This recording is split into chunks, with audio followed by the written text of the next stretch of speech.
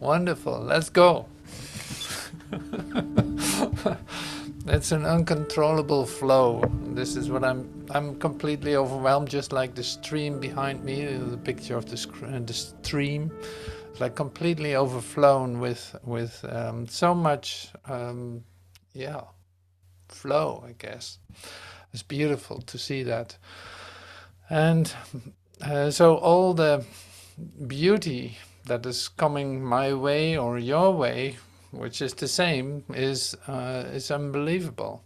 So that there's an incredible provision, and that's what I love to take a look at with you today. And so it's partially coming from A Course in Miracles. So I'm just mentioning my sources here. So partially coming from A Course in Miracles, partially from YouTube. We have 3 clips that we're going to watch. Funny ones, 2 of them are funny. The other one is also funny, but it looks scientific, something like this. And then, oh yeah, come on in. So that is occurring today, and yeah, you just never know. So I think I see something appearing here that I love to share with you, and which is so huge or so amazing that I don't know if I'm able to express it. But see, this is actually the one meeting that we have where I can say difficult prepare for, because it literally is given in the moment what to share and how that all comes together. Like I have ingredients, now we're gonna make, now the meal has to come ready, has to be prepared, you could say, or I don't know how to even call that. The only thing I noticed that I say allow this abundant flow that keeps coming at me to open up to you, and that's what's happening. So starting with something that seems to be very serious, and which it actually isn't far from a meditation, but more like a confrontation, and it's based on illusion. And you say like, well, there's no necessity to start with that, or like, why start with illusions? And it is like, yeah, uh, the laws of chaos, that's what we're talking about. Does chaos have laws? No, of course not. Can they be understood? No, definitely not. You cannot understand laws of chaos. So that makes sense. Now, a couple of steps further is like, your human sense of self is completely based on those laws of chaos, and you might recognize them immediately or maybe not directly, but you'll see, like you will see that there's, yeah, there's really something there to discover. You didn't even know they existed, maybe, or maybe you already knew this, but don't really know how to deal with them. Now here it is, like, what does that have to do with quantum physics, quantum light work? Well, it has to do a lot with that. So there's a continual, say, confusion or disturbance, you could say, by any kind of idea that is related to, say, duality. Now, do we work with duality? If you look at the background, for instance, like the blue is so beautiful, and then there's this orange little line that's so great in contrast with it, and then here's light on the left side, and there's black in it too. Beautiful contrast.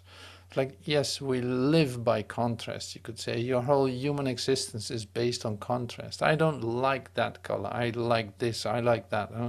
I like the sky when it looks like this. I don't like it when it looks like that. So you build your whole world around differences. And this is the only thing that has no meaning whatsoever, except in your own say idea about yourself, if you think that you are that, what you are not. So that is everything but reality. And when you value it, you see it as your reality, but it doesn't doesn't let it be reality. So in other words, it doesn't bring you peace. It is not fulfillment, complete fulfillment. It is not total recognition of connectivity, of connectedness, I mean. It is not that. No, it's separation, really, like in its detailed form. Separation has a lot of nuance, a lot of gray area, a lot of colors, colors in various differences, in tone, in depth, in contrast, in all of this. But still, looking at it scientifically, it is just like a very small part of the whole, say, frequency spectrum. It is between 700 and 300 nanometers, while it is like hardly a segment of the whole spectrum that's available in vibrational relationship. So we can't see that, so we think it's not there, but in fact it is there, and it can be measured more and more. Scientists discover too, there's all kinds of frequencies. You can actually use them, infrared. Like, who can see infrared? We can't see it. But with an infrared spectrometer, we can definitely do it. We have our X-rays. We can see our bones. We can look straight through matter, as if it is completely transparent, and it is. So on and on and on, you know what I mean. So there's a whole spectrum, and this is the little segment of it that we use to build our reality on. Now this definition of reality is as looking through a keyhole to, say, an elephant that parked its behind in maybe 20 centimeters from the door, and you look at it and you think you see an elephant. Yeah, well, it's part of it, sure, but it's not an elephant. So this goes on and on. So it's a great discovery to open up just a tiny little bit. It is already overwhelming. Like I did today, I opened it up a little bit. Oh my God, it's immediately totally overwhelming. So much is there that you did not see or just missed for just that moment.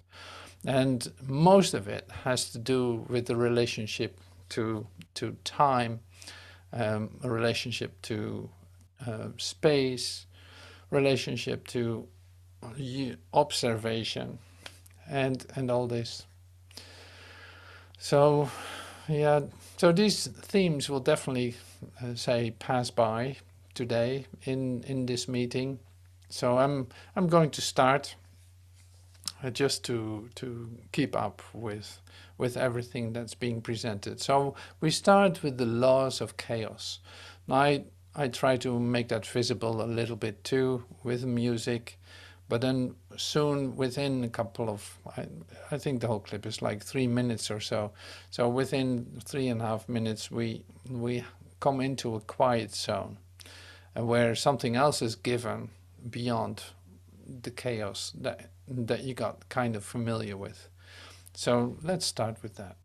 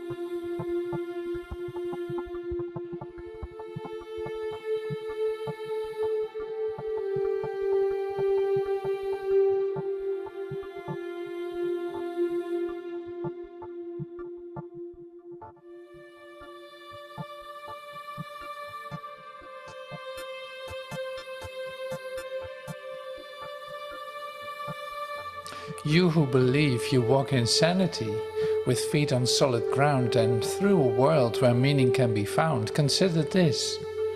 These are the laws on which your sanity appears to rest. These are the principles which makes the ground beneath your feet seem solid. And it is here you look for meaning. These are the laws you made for your salvation. They hold in place the substitute for heaven that you prefer.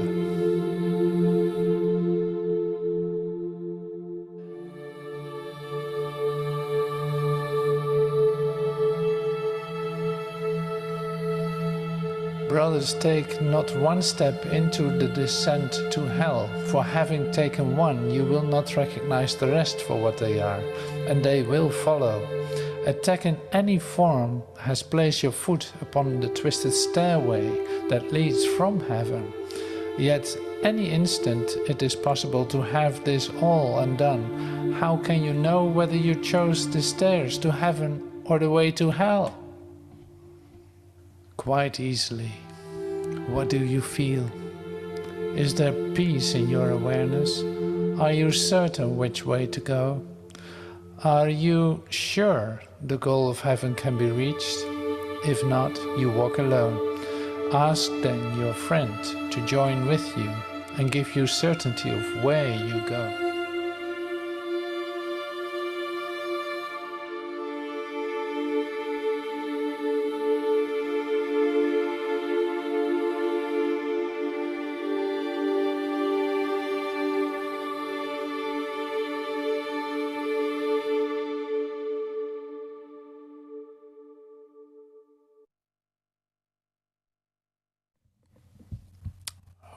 So that went by a little fast, so we go back to the laws.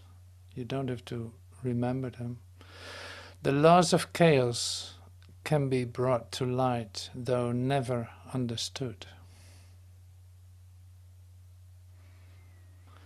The first chaotic law is that truth is different for everyone. It's all not true. The second law of chaos is that each one must sin and therefore deserves attack and death.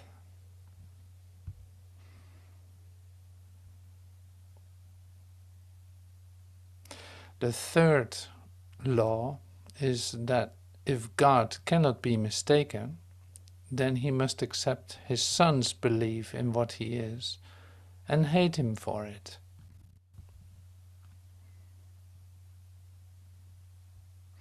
The fourth chaotic law would be another's loss becomes your gain, and thus it fails to recognize that you can never take away save from yourself.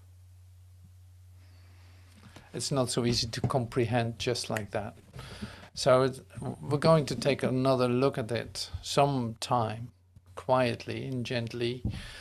So it's like these are the laws of man, you could say, of humanhood, so thinking that everyone has his own truth. Like, yeah, that's what's true for you, but that's not my truth.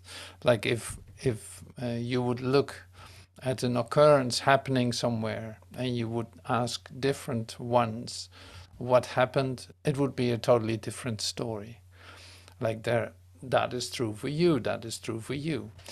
And not recognizing that there can only be one truth. So it's like you can never understand the laws of chaos, but you live by it in a certain sense. So you live by it with an idea that you think that you walk on solid ground, for instance. You think that the steps that you take here on this planet is a real occurrence of you touching the ground and all of this, while it is based on your idea of what you are, which has nothing to do with reality. So that's where this comes from. Like, so we can take a look at it another time. I'm not going to go too deep in it. What I want to take from this with us is the idea of your observation of what is going on is based on what you think about yourself. Now, we know this, of course, there's nothing new about it, but it goes into every detail. Like there's also no exception out of that. There's no exception to how you perceive. When you think like that, you perceive like that. And when you give that up, everything changes. You have a different experience of everything that you see. Now this is interesting because it comes back in some of the experiments that we're going to take a look at. And one of them is very funny. It's a thought experiment. And I'm going to introduce that to you. It's Schrödinger's cat, very famous story, quantum physics story, you could say. He actually never did the experiment. It was a thought experiment. But so that's great. I can't wait for the next one, so I'm sharing with you the next one.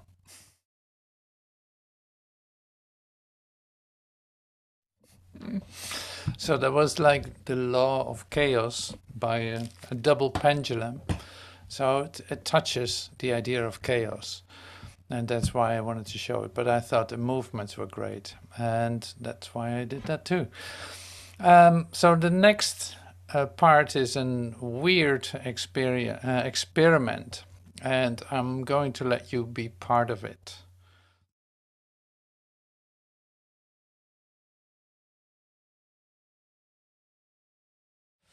Okay. So we have it. So there's being done in 1800. Yes, quantum physics started in 1800, and we didn't come that far yet because we're still wondering, how does this work? Why are there particles? If we look at it, are there particles? And the interesting part of it all is, of course, too, that we're actually taking a look at it. So that influences the experiment. And so what does this have to do with quantum light work? Everything. See, to me, one of the things that was revealed today was this, is that there's like the little thing that keeps us so busy to try to explain the most fundamental idea is something a wave or a particle, and why does something behave as a particle? Like, well, what do you think? Why do you think that that is so? So the thing that comes to me when I look at that is in fact what we're discovering in doing the mind training, for instance. Like, I have given everything the value that it has. I literally, when I take that as my reality, I'm not able to look beyond it. So there must be a way to take a look at it, but it cannot be found within a limited objective. You know, if I think there's a particle there, there's a particle. I can't deny it. Why does it change from wave to particle? We'll never find an answer. Why is that? Because I'm looking at the past. I'm looking at a freaking experiment from 1800.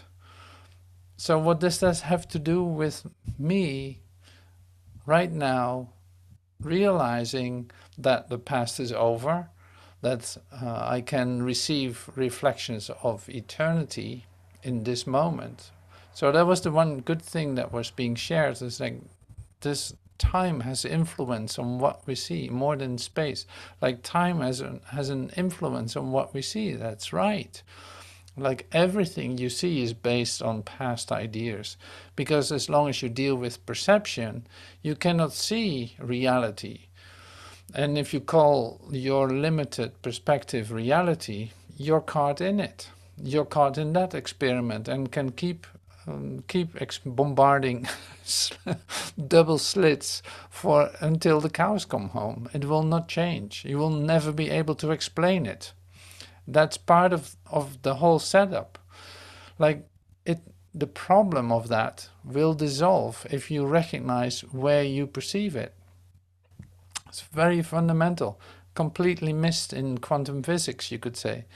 Like, you can only solve this problem by letting it dissolve. By recognizing where you perceive it. Where do I perceive it? In the past. So what information is that going to give me? No information. So this is like groundbreaking science, if you want. No, it's my conscious recognition of the totality of this moment. So another, I used to laugh at this. It's so funny. It's like we keep being busy with this one little experiment. Is the cat in the box, yes or no? Is he dead or no? Is he dead or alive? Well, the whole basis of being dead or alive, or say, not dead yet, is the same limited perspective of a reality that has no reality. So it's like not dead yet is the same idea as being dead. And so as long as you live in a timeline longevity idea, you're limiting yourself. We know this. Like Joel will tell us this, the Course in Miracles tells us this, and Jesus is whispering it in our ears on a daily basis. Like, as long as you believe in a timeline and think that you are born into this world and hanging out here for a while before you die, that is not what life is. This is not the way you are created. So everything that comes with it as nice challenges to keep yourself busy with forever is like, it will never tell you what you're looking for, because you're looking in the wrong place, in the wrong time, in the wrong place at the same time. So what good ever came from that? Nothing. No, that is over. Just as the past is over, that space is not there anymore either. Now we're getting into quantum light work, like quantum healing, you could say, realizing this. So, like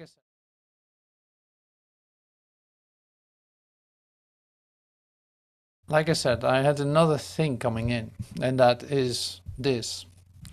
If you think that we need to do something to communicate, you're missing it.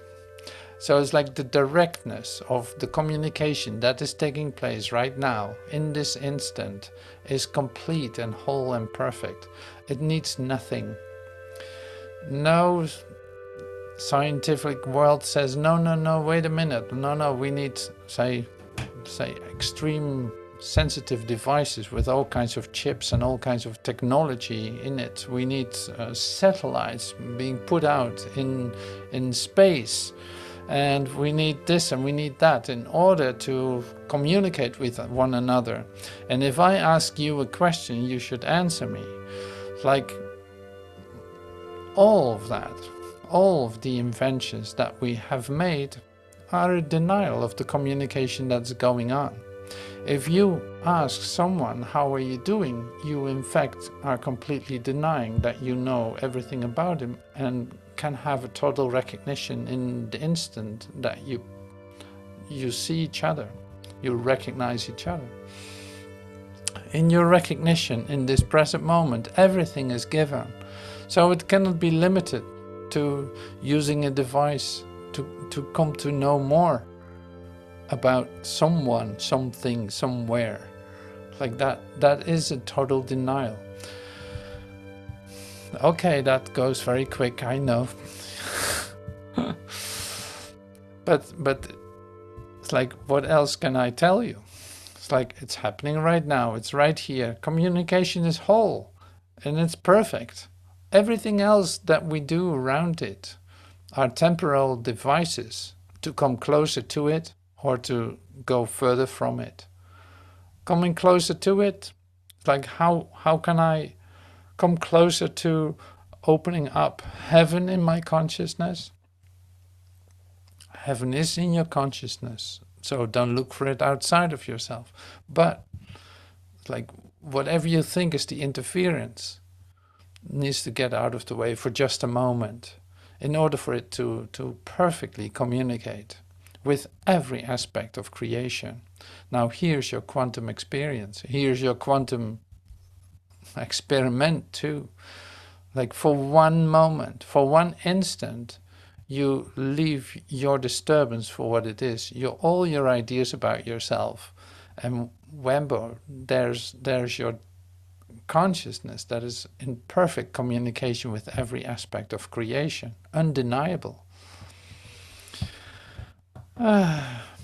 See, this is great stuff for me to recognize this. This one thing, to share it is incredible. Now, seeing that, in fact, everything that we use is a temporary device to come to the recognition of this. That's why we use it. Like, I use words, I use visuals, I use contrast, I use YouTube videos that tell us a little bit about perception. Like, how long is that going to take? How long, what is happening when I take a look at something materializes. Well, I did a good job. There seems to be a whole world out there. You know, all of this. So that is what is happening in this. So we use temporal devices to or come closer or move further away from what truth is. Now this that came to me too to share with you. It has everything to do with the background. It's in fact a 5-minute, you could say, contemplation related to exactly this. Exactly this. It's like, it is in no way comparable with what we have been trying to figure out in science, you could say. So this is pure conscience, coming from out of time, it's like beyond time. This is beyond time and space, coming to us as an light boat, giving you every opportunity to let the disturbance or the interference that you had for a moment completely let go of that, out of the way, allowing this quantum experiment to come to you, to come to a whole different experience of yourself, in fact with an overwhelmingness of every possibility in one instant. So if that doesn't blow your mind, I don't know what does.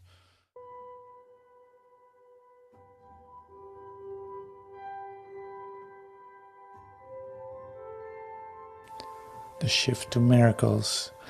When no perception stands between God and His creation, or between His children and their own, the knowledge of creation must continue forever.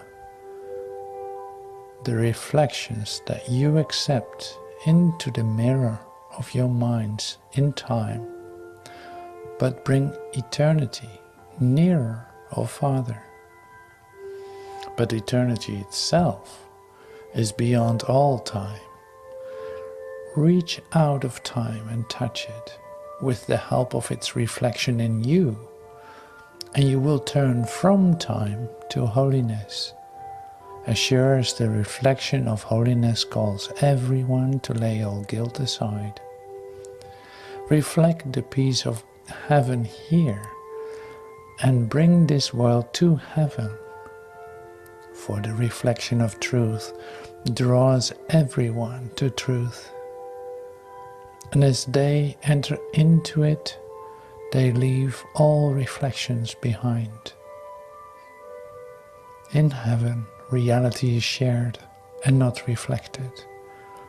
By sharing its reflection here, its truth becomes the only perception which the Son of God accepts, and thus remembrance of His Father dawns on him, and he can no longer be satisfied with anything but his own reality.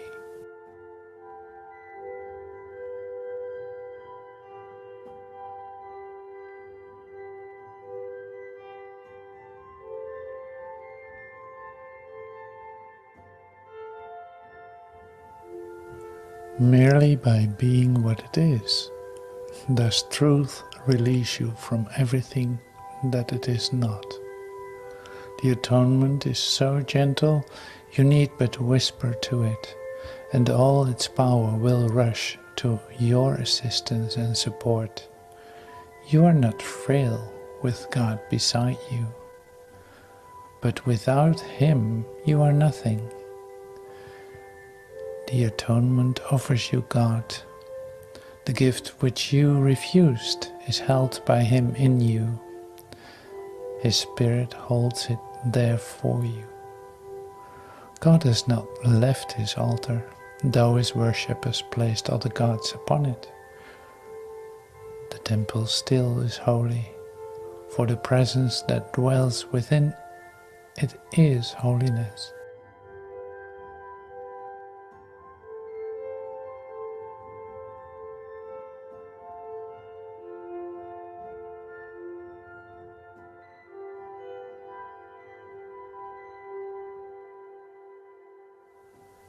In the temple, holiness waits quietly for the return of them that love it, for the presence knows they will return to purity and grace.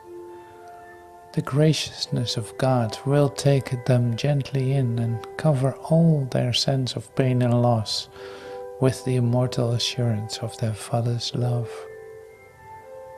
Their fear of death will be replaced with joy of living, for God is life, and they abide in life. Life is as holy as the holiness by which it was created. The presence of holiness lives in everything that lives, for holiness created life, and leaves not what it created holy as itself. In the world you can become a spotless mirror, in which the holiness of your Creator shines forth from you to all around you.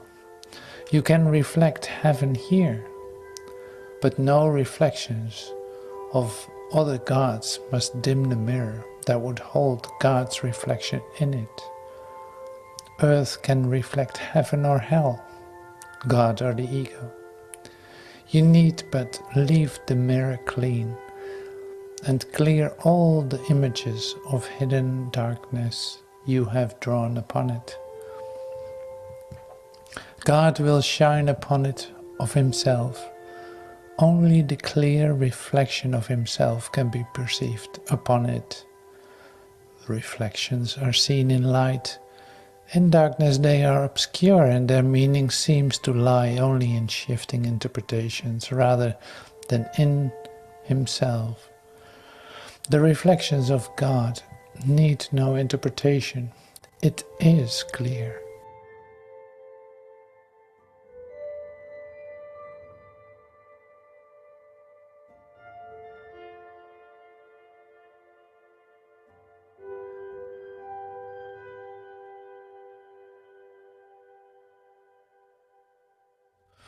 Okay, so coming back for just a moment,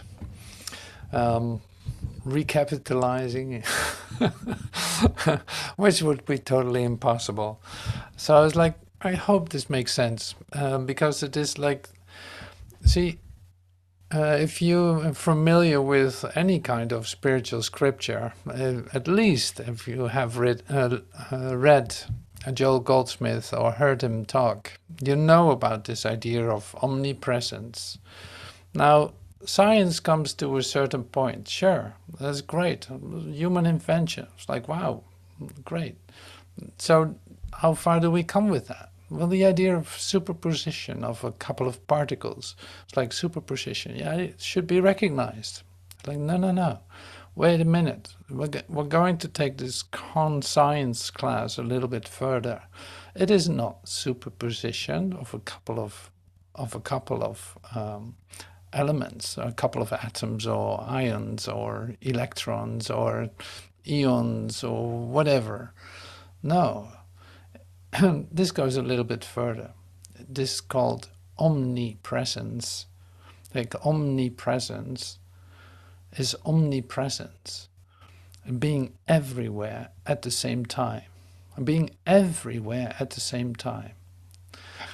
That's just one idea. So another mind-blowing idea is this then.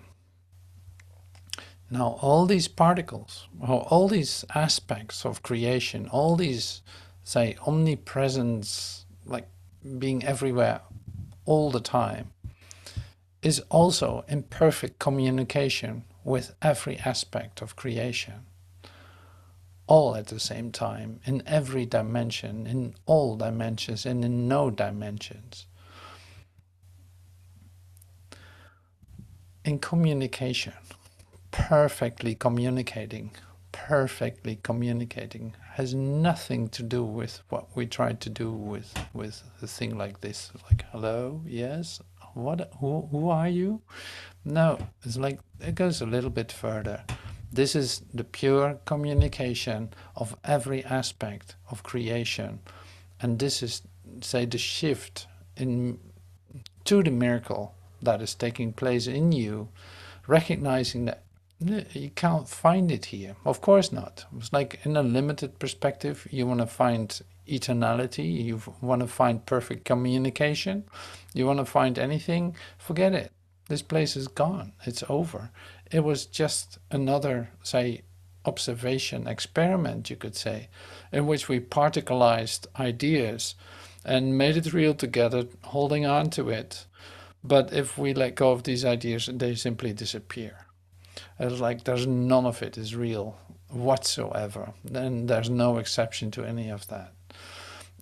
Easy. Like it was only an interference pattern, you could say. It was only an interference pattern bringing ideas, bringing frequencies into say a three-dimensional limitation and believing it real, believing it was our reality.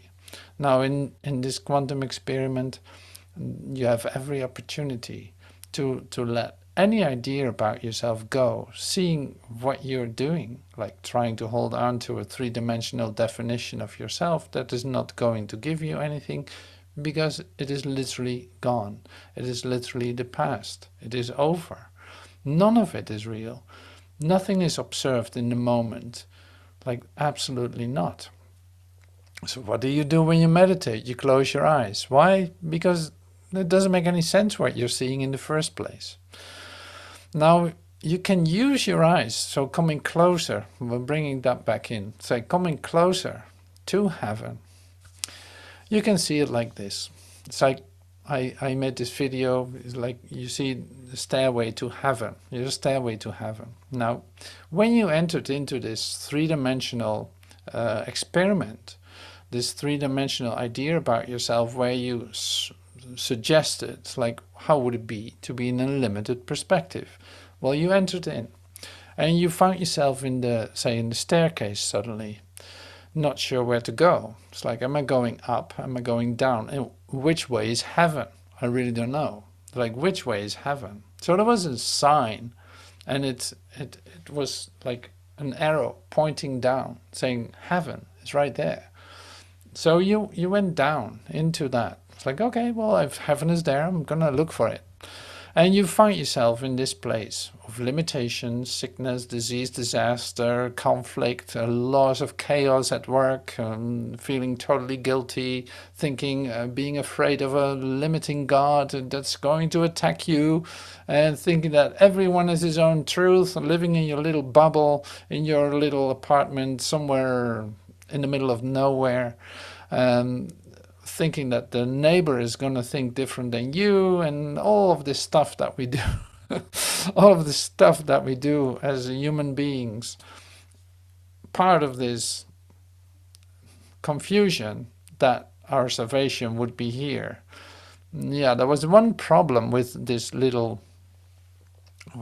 sign when you entered into the staircase. It was turned around. It was turned around. Instead of going up, you went down the stairs. And who did that?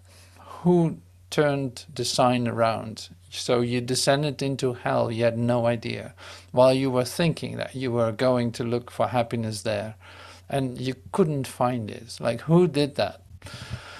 And you pointed at your brothers. You started a war. Like, well, your God says this, my God says that, and you go this, do this and that, and we're conflicting, and boom, boom, boom, you did this, you turned the sign, and eventually, after reading lots of spiritual scripture that actually started to make sense, you suddenly heard something. I'm doing this but to myself. Who turned the sign around? Oh my God, it was me. I have to forgive myself from doing so. So now, finally, I can say return back, going up the stairs to heaven, every step that I'm going to take. But how to do that? Now here, this is what we saw in the contemplations, like ask your friend with a capital F. And there's nobody else than asking within spirit, your comforter, your navigator within. Ask, and you will receive instruction. Now, that would be the way to use every little thing that we're using now, like to use the visual, to use words, to use your exercises, to use your training, all of it, to get out of the way, to have instructions from one who knows where he's talking about. You could say your inner voice knows where it's talking about.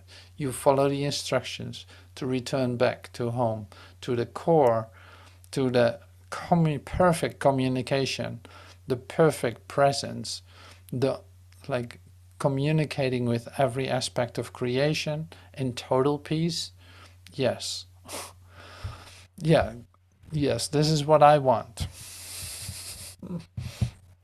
So this is what happened to you, starting to first being in a quantum experience, quantum experiment and experience of yourself in a limited perspective, using your observation, literally using your visual cortex, your visual proof that there is a material world and that it's dominating you, that it's binding you, to opening this up in a whole different way, getting familiar with the idea of superposition, but superposition in such a way that communication is whole, and say communication is taking place with every aspect of creation all at the same time, in perfect unity, breathing peace, expansion, love, recognition,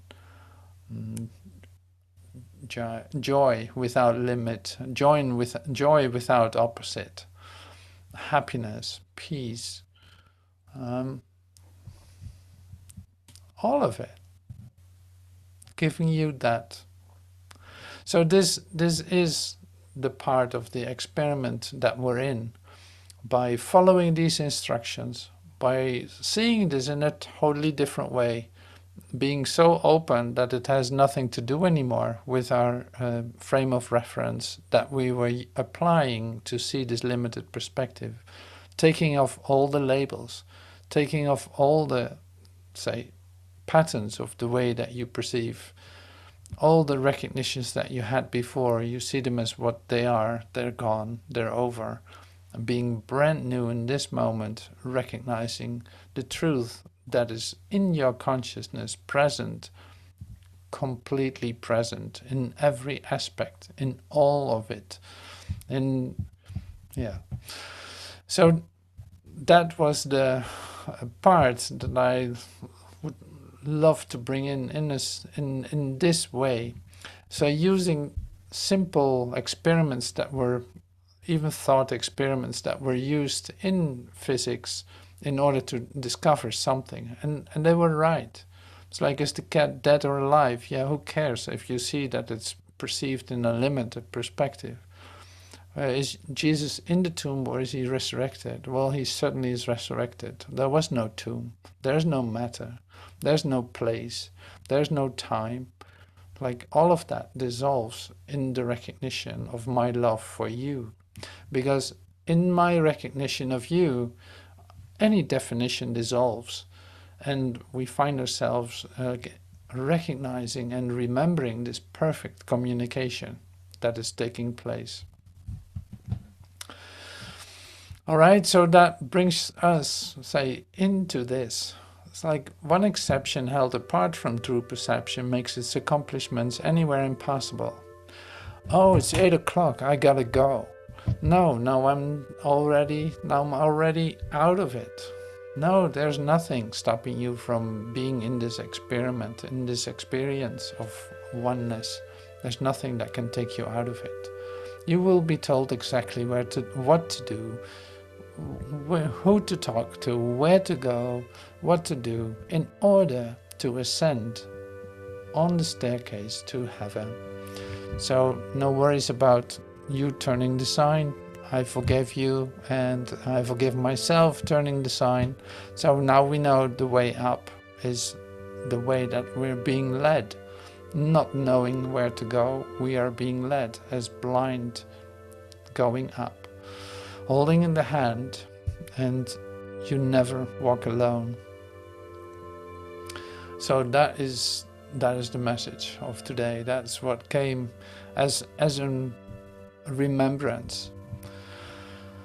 So thank you so much for joining in this. It is always like I had no idea how to do this, but it will be perfect for sure. And all the help is here. So thank you for allowing that. Thank you for being patient and being complete part of this experiment. Thank you for that. And see you soon. Thank you.